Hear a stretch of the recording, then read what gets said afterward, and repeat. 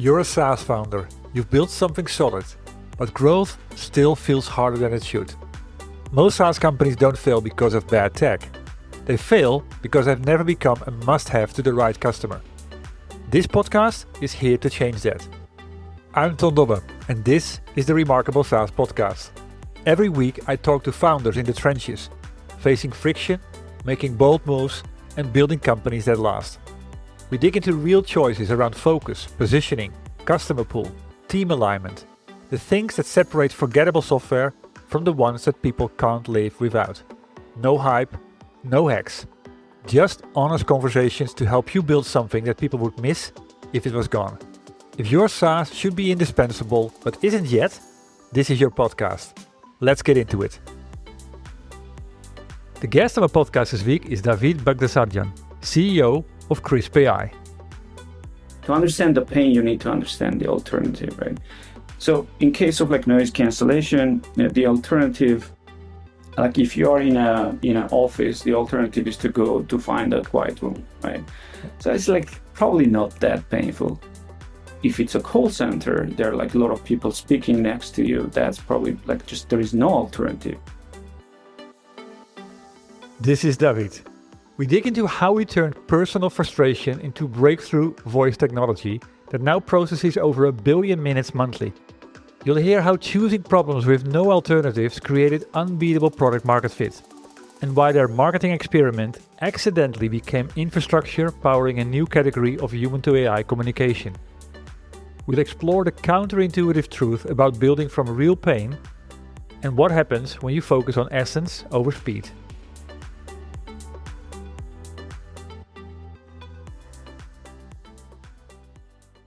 Well, hi, Davit. Thank you for making the time available today and being the guest on the podcast. Hey, Tom, thanks for having me. I'm excited to be on the podcast. Well, it's the same for me. And we already talked before. It's been a while since I have people on my podcast that were in the voice industry. And I've got some interesting connections in that space, or at least I've been working on something in the past that was connected to this, and I know how hard it is.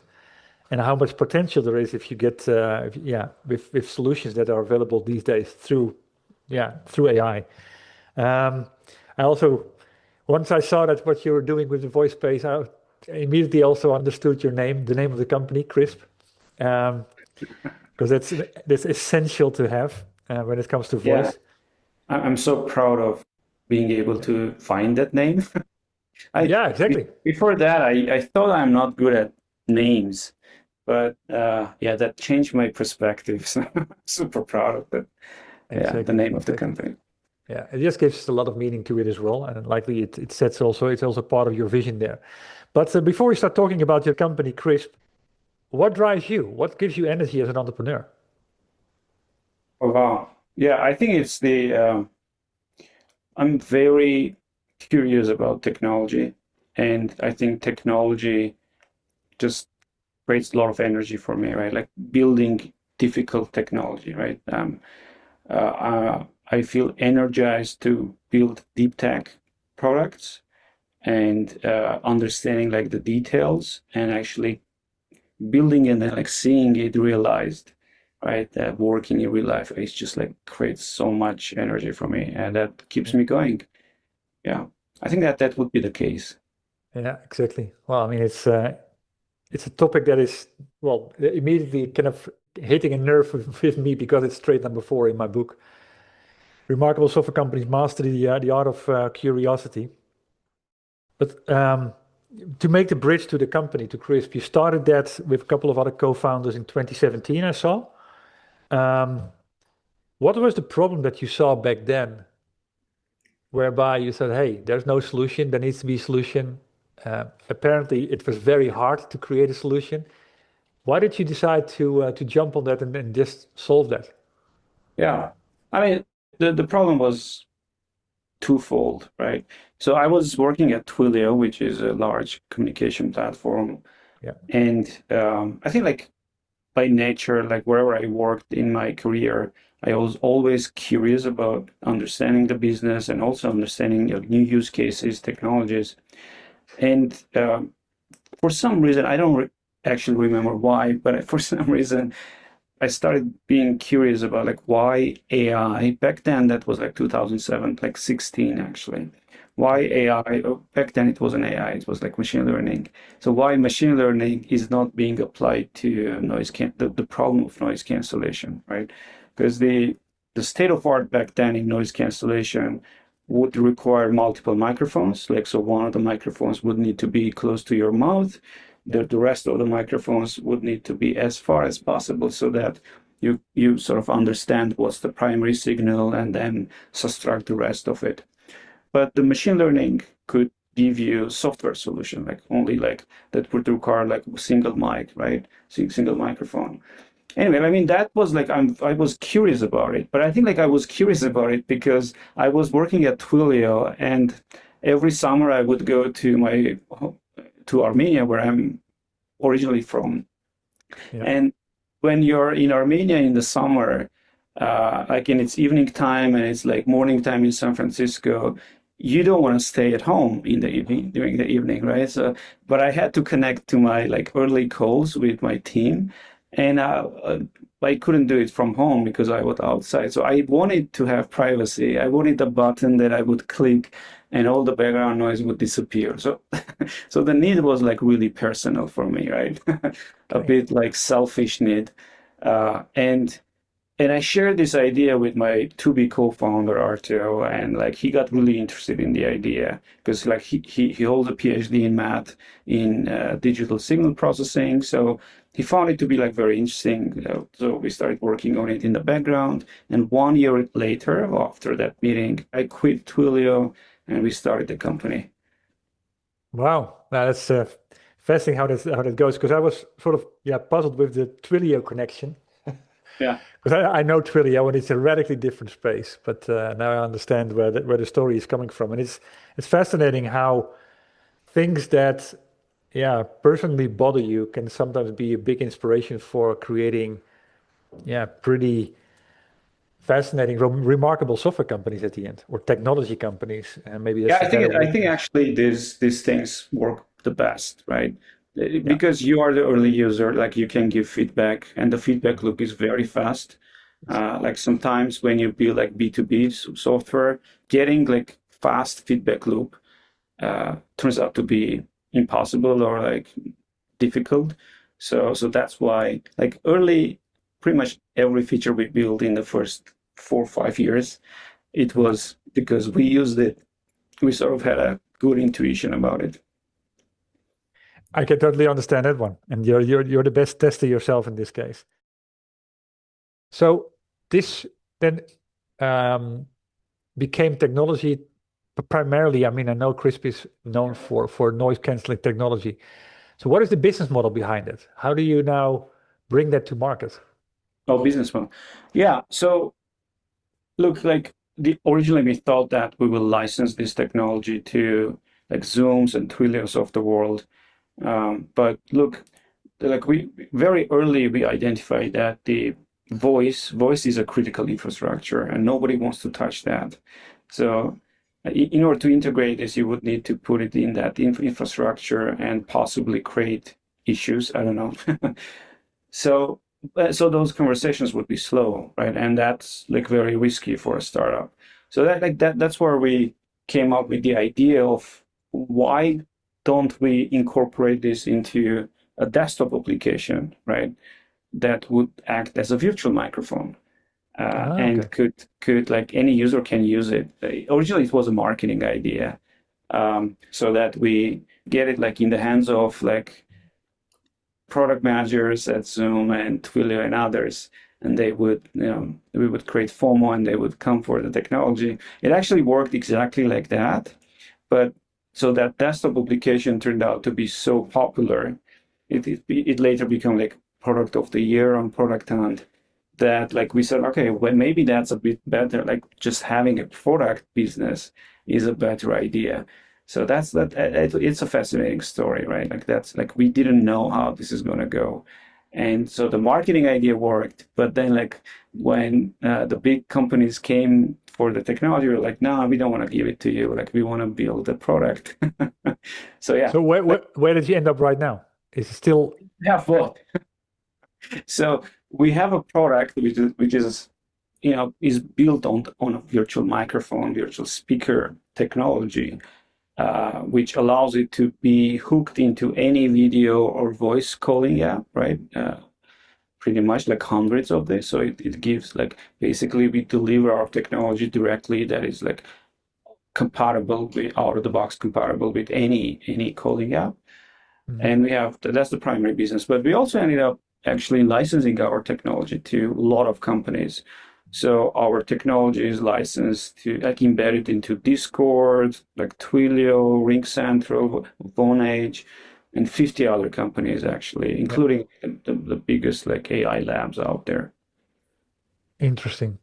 Okay, so talking about that, in like you said, you started in an age where AI was, I mean, there was a lot of confusion about what is AI, and at the end, it was machine learning. Started creating a product with that. What has been an early decision that you took back then that has actually been fundamental for where you are today? Yeah, I think like this understanding of like the idea that look, the world is slow, moving slow. Like it's hard to have these conversations where like we want to embed. I mean, we have a shiny technology, but it's like still hard to get in the hands of these larger companies. And like let's create an app and create a buzz around it so that they come back to us. I think it was a very interesting idea that turned out to be fundamentally like important for the company's trajectory, right? So and then like when we realized that okay, maybe we shouldn't be just a licensing software licensing company, but we should be a product company. That was pivotal as well because like now you need to change the entire like DNA of the company. Like building a product, building SDK are very different things, right? So these two have been like big turning points in the early days of the company. Yeah. So where do you see it going from here? I mean, if you make a guesstimate in terms of okay, what your company will be most known for? Is it the product or is it at the end like well maybe it's not known because if you have an SDK, it's actually embedded in something and people don't know you, Yeah, but yeah. I mean, like noise cancellation has been our first sort of technology. It's yeah, the best in the world. And there's a lot of evidence for it. But we also have other technologies, right? Like we have in-house technology called accent conversion. So in real time, it converts the speaker's accent to the listener's accent for better comprehension.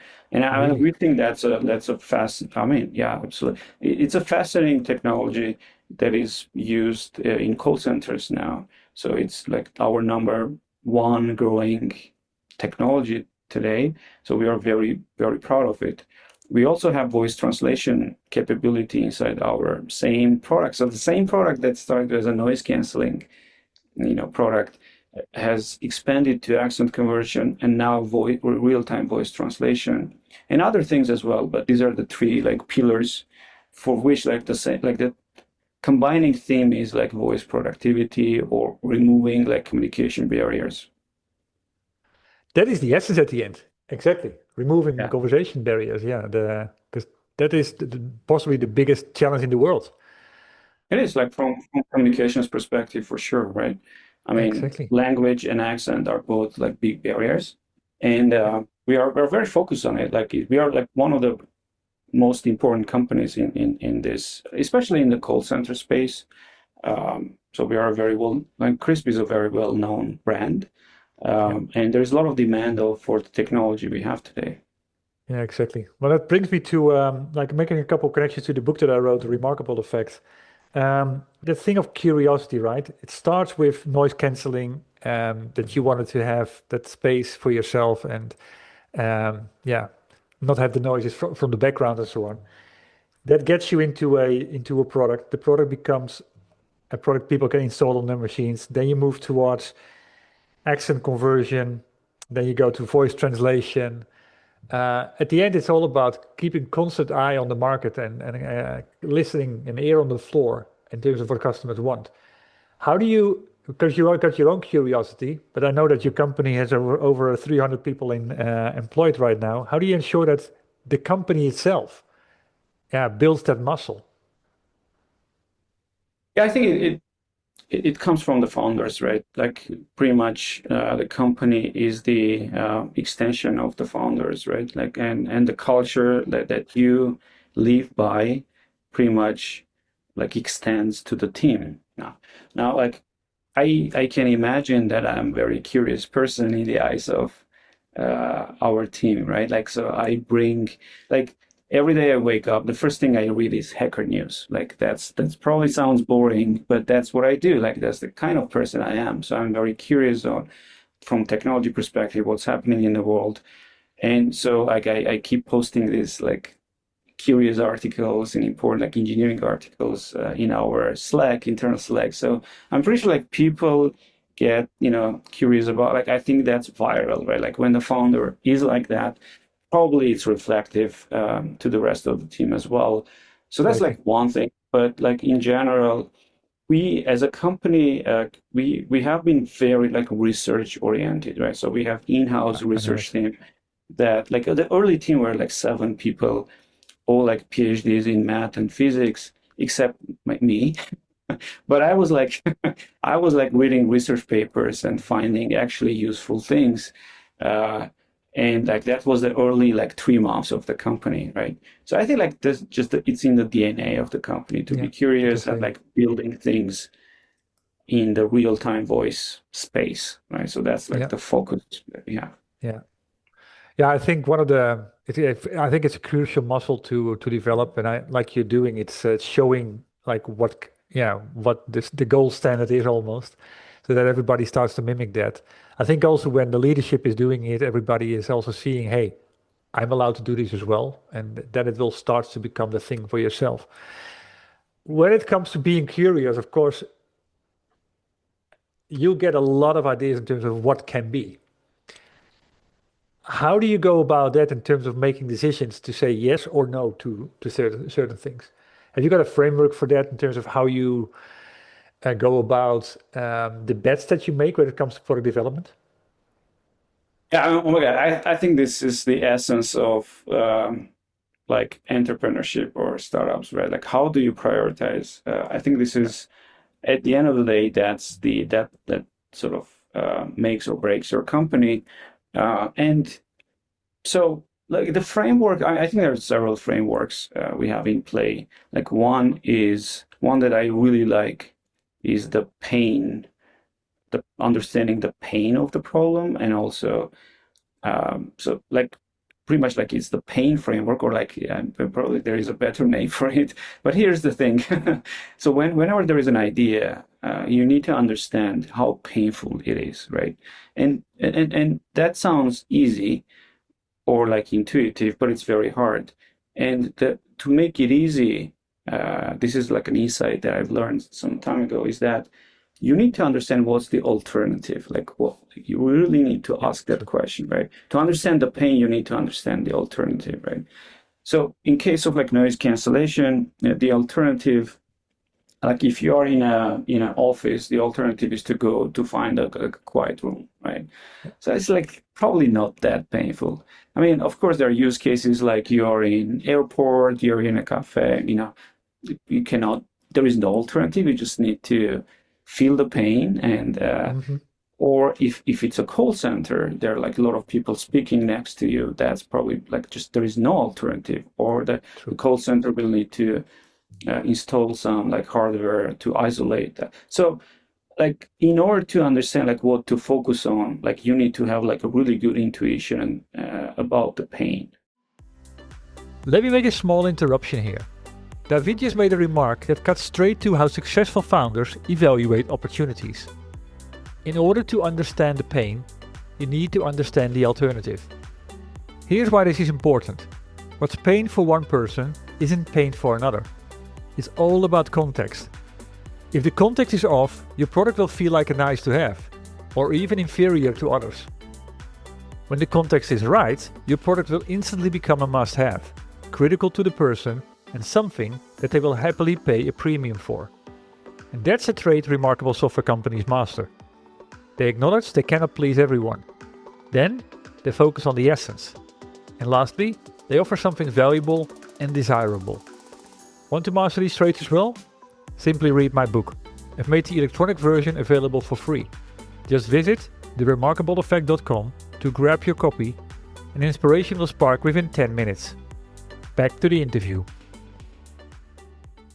Right? Because there are so many like nice to have ideas that you can build, but like nothing is going to create the urgency, as you were saying, right? Like the urgency and pain go hand to hand, right? So like you need to, as a product leader, you need to pay attention to it. Exactly. Well said. Indeed, it's that alternative. That's the critical part, because that is about context. Because for some people, it might not be a problem at all. Although people think, okay, I've got this solution, everybody can use it. But there needs to be this pain that is not only valuable to solve, but also critical to solve. And these things indeed go hand in hand. In my book, I'm talking about a triangle that's a very important thing there. So I like that. And that brings me to another question, because then you say, okay, we're going to develop these particular technologies. It solves a pain, and it's a pain that is, for certain type of scenarios, is a critical pain, or there's urgency around it. Does it also mean that you have, from a go-to-market perspective, heavily shrunk or niched down in terms of the industries that you're focused on as a company? Yeah, I might sound like very confident when I said that, but it took like years to understand it, right? So like when we started the company, like we had no idea about like marketing, GTM, sales. My background is engineering. My co-founder had more experience in entrepreneurship, but still like this is the biggest thing we have built so far. So like we had to learn all of that over time, right? So like fun example, like fun story. I hope I remember it correctly. But look, in the very beginning, we launched our app, which is a noise canceling app, and we didn't know that, let's say, the pain of background noise is higher in call centers. It's just we didn't know that, right? And then like it was a very horizontal app. Like we didn't know even like who is the target audience. Like is it gamers? Like it's such a universal problem that it could be like call center agents or gamers, right? I mean that different from each other. So like I remember that, and like there were certain companies, I don't remember which ones actually, that have started adopting our product, and like I couldn't drive like, or I couldn't like draw similarities between them. But like one day I got like I was reading a TechCrunch article, and these two companies that were our customers were in that, and I was like, okay, what is this about? It was about remote work. I was like, oh, actually, like, so maybe this is what combines these companies. Like, this is what was common with. And then we started focusing on remote work. And it turned out that this is like pre-COVID, right? And this turned out to be like a brilliant idea, because then like COVID started, and like we already had like GTM articles positioning about remote work. So it took off, right? I mean, it was like, if I didn't read that TechCrunch article, we probably wouldn't think about it. So it's just like, yeah, we are not as smart as we appear, like looking back. But that's like the journey of startups, right? A lot of like accidents. Yeah, very often the whole segmentation game is done wrongly, and it's like, okay, it's companies of this size in this industry and so on, but there are nuances to it, and it has to do with situational cases that make the use case harder or easier. Okay, so you decide to build a product for that. Before we started the call, I asked you which of the 10 traits that I've described in my book resonate most with you. And out of the 10 traits, you picked 2 that particularly resonated. And one of them was focusing on the essence. And you already said as well in your earlier point about being curiosity, on the curiosity side, you like to build difficult tech. But focusing on the essence, then, I think that's a big element of success of products, because you can build a product and you can go the things on the surface so that you can actually get to market the minimum viable product. And other companies choose the other way around and say, hey, no, in order for us to survive and to create something that has also differentiated power, We need to do the hard things first. So can you tell me a little bit about your philosophy around focusing on the essence? Yeah. So, um, look, I think like Krisp is known for its engineering sort of capacity, right? Like we power world's like most like advanced real-time voice applications, right? And we are very proud of it. So, and early on, as I said, like we have been like a research company, like very research oriented. So it is in our DNA to do research and to do like really good engineering, right? Yeah, Um, and I think it's like it really defines the company's DNA essentially. Like companies, different companies have different strengths. Obviously, some companies are I don't know like their founders are marketers. Let's say they're amazing marketers, so that's their strength. But engineering might not be their strength, right? So our strength is definitely engineering, and yeah, be like both founders of the company, me and Artio, like we can do deep dives into very, very low sort of level of details and go up, right? There are certain people that can go deep dive and then it's hard for them to go back. They yeah, just get lost there. So I think like it's just like the two founders share this sort of curiosity and the sort of work culture where we can do these deep dives, come back, and that's like, and then like question every detail, right? And I think yeah. that this is again another thing that our team appreciates, and I hope that it becomes sort of viral, and they try to mimic that as well.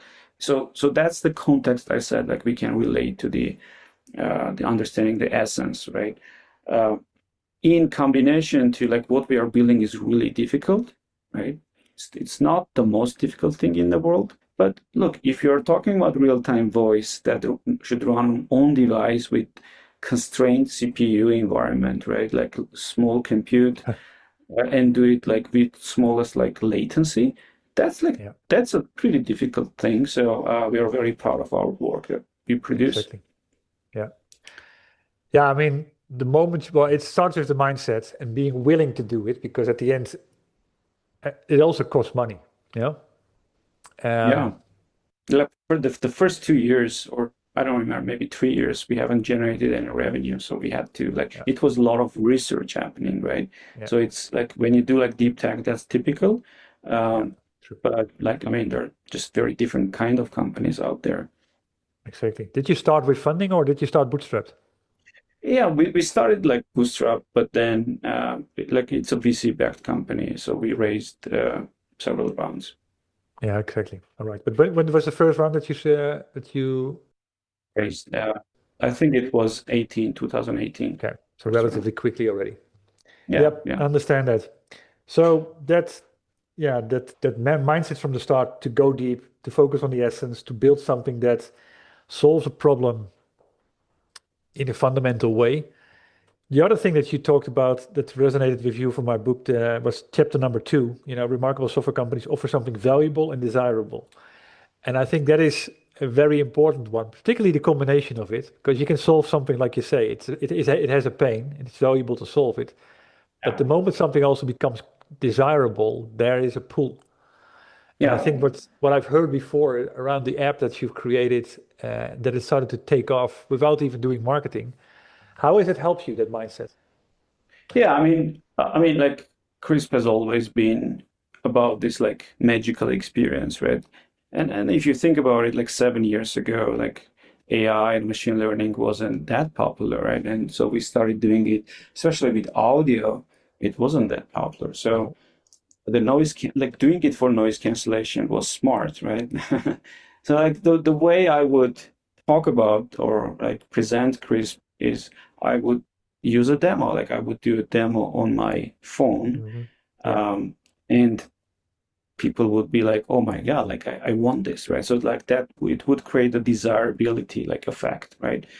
So Yeah. like I remember like when we were graduating from Berkeley Skylake Accelerator, the demo I did was like I had a phone in my hand and in another hand I had a toy for my kid, which was making a lot of noise.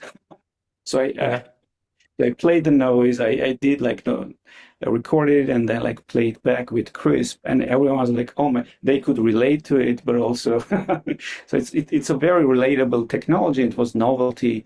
So our story is a bit like that. I mean, of course, it cannot be applied to any startup or any company, but same is true. And for like the next 5 years, we were like demoing our technology by just like clapping in a Zoom call, and nobody would hear the clap. It's just easy to communicate that. Same with accent conversion, same with like voice translation. The moment you see that, it's like, wow, this is like the technology works and I know this problem, right? I can relate to this problem and it's Yeah. just like one button. So that's the story of Krisp. I don't think you can replicate it to every kind of problem, but in our case, like we happen to choose like such problems. I think you'll be amazed to how many software categories you can apply this if if you're open to it. Because at the end, I think the magic word that you use there, that you connect it to something that people can relate to. And a lot of times we create a distance. So you have to Mhm. apply, and we have to solve and to prove. I mean, people always say I also use the word demo. I hate the word demo. I never use it. I always talk about proof of value, because that puts you into a mindset whereby you prove the value in a way, in the shortest possible way, so people say, wow.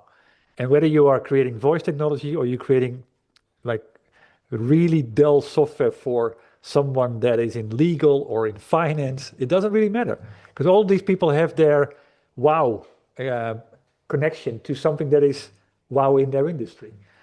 So Right, right. I think it's just, like I said, it's a mindset. That's what I describe in my book because I think that is often missing where there's brilliant products out there that just don't get that momentum because they missed that angle. So fascinating. I like what you say, that magical experience. I can relate to that. So talking about then the growth of your company, um, you started 2017. Today, yeah, you're around the world. Once you mentioned yourself, you're known for being the most advanced technology provider to solve these type of issues. That doesn't come by itself, of course. Um, what has been, yeah, what is a story around scaling? Like scaling, of course, is always a very hard thing to do in companies, especially when you're still searching for product market fit. But the moment you started to see that product market fit, and then you had to level it up to start creating scale with your company. What's the story about that you still remember that you're proud of? Yeah, I mean, like the first sort of scale that we have encountered um, was during COVID times, right? Because like people moved home and there was no solution for noise cancellation, and we were the only one in town, so there was a lot of demand for us. Like in 1 year, like we have been recognized as like 4 or 5 like most prestigious awards. There was like a prime time, of course, Yeah. and we scaled the company significantly during that time. And we made several mistakes as well. Like maybe like we overhired, like as many companies did during COVID, right? So we had to go like through painful experiences after that, and then like refocus and stuff like that. So yeah, I mean, noise cancellation. I mean, every company has different stages of growth, right? Mhm. Like sometimes like this is not like very well understood phenomena, but it's always through stages. Like it's not like linear. Like you go and then like you don't scale and you don't grow anymore, and then like you need to find the next growth. So like the story of Krisp is that like we pretty much like pioneered the noise cancellation technology. And I would even say it like this. So when we started the company, we thought that we are creating technologies for human to human communication, right? We are Yeah. creating noise cancellation for human to human communication. But then we were not expecting this, but in the last year, actually, a new wave came, right? So, which is the Oh human yeah. to AI communication, where if you if you don't remove the background noise and voice coming from the human, AI gets like really messed up, right? And it's something called turn taking as a technology term. The AI stops to properly turn takes, and so the whole conversation breaks down. And like we are a primary supplier of technology now for that use case, which is a new Wow. use case for humanity, right? So we process around like billion minutes per month only for that use case, right? And we power like the biggest companies out there. I think like we are probably like over 80% of the market right now. So like Pretty that's impressive. like again like we were not expecting, but a new use case has been created by AI, right? Like, and another like thing that is happening is the accent conversion. It's just it is bring like the largest growth for us right now because imagine like accent conversion enables call center like offshore call centers to appear to be like near shore, right? Yeah, Or exactly. onshore. So that creates a lot of economic value and demand for a technology like ours.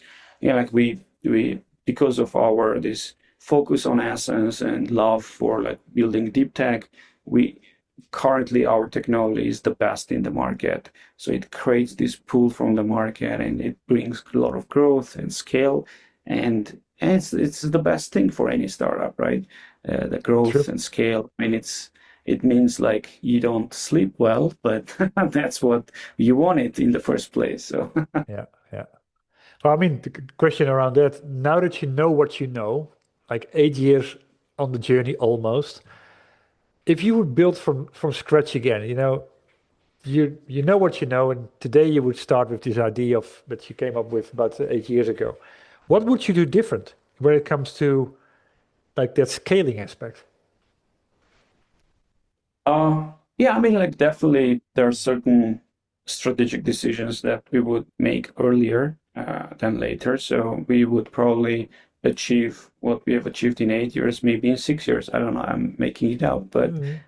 you can imagine that because again, like there's a lot of learning, doing wrong things when you don't have the experience. And today, like we are quite experienced in that sense. So yeah, I think like I wouldn't necessarily change a lot of things. But like one thing that probably would make sense to change would be like focusing on segmentation and understanding first, like understanding segmentation and then like focusing on it earlier in the journey. Yeah, But not much than that really. exactly. Yeah. It's exactly the reason why it's chapter one in my book. It's remarkable software companies acknowledge they cannot please everybody. While you think you can, you shouldn't, Oh because yeah. it will make things so much easier. And there's no such thing as okay, we are not going to touch it, but we say it's about we're not going to touch it now. Um, Yes. yeah. Yes. Exactly. Um, One question around that whole period around COVID, because for a lot of companies, of course, it meant disaster. For you, it meant growth. Um, has there been a moment in that period whereby you had to sort of pivot or radically go a different direction? You mean during COVID? Hmm. Or before that? During COVID, no. I mean, like the first big pivot was like, hey, let's turn from licensing company to a product company. Like that was a big pivot for us. And then like the second pivot, I wouldn't call it pivot really. I think it was like a natural continuation, but our product, which was only doing like noise cancellation at that time, has been like diverged into two different products, right? Yeah. Architecturally the same, but one's focused on call centers, and then the second is a meeting assistant that anyone in the world can use. I mean, I know like I'm not saying a good thing, we need more segmentation there. But eventually, it's like for like knowledge workers, like hybrid teams, to do their everyday meetings. To Oh, I like mean, for that's note smart. taking. Yeah, but so like we have we have now two products, and they're quite different from each other in terms of like segmentation, in terms of GTM, but the value prop is like very similar. It's like voice productivity for both, right? Yeah. Yeah, exactly. So have you split your company in two in terms of development groups? We have actually, like, we have two vertical things happening in the company. Like, one is managed by myself, the other is like by my co-founder. And we had to because, like, we realized that it's just impossible to use like shared teams it just slows you down. And like we have pretty much like broken down this like into two separate GTM product teams, and that was a good decision to do. Yeah.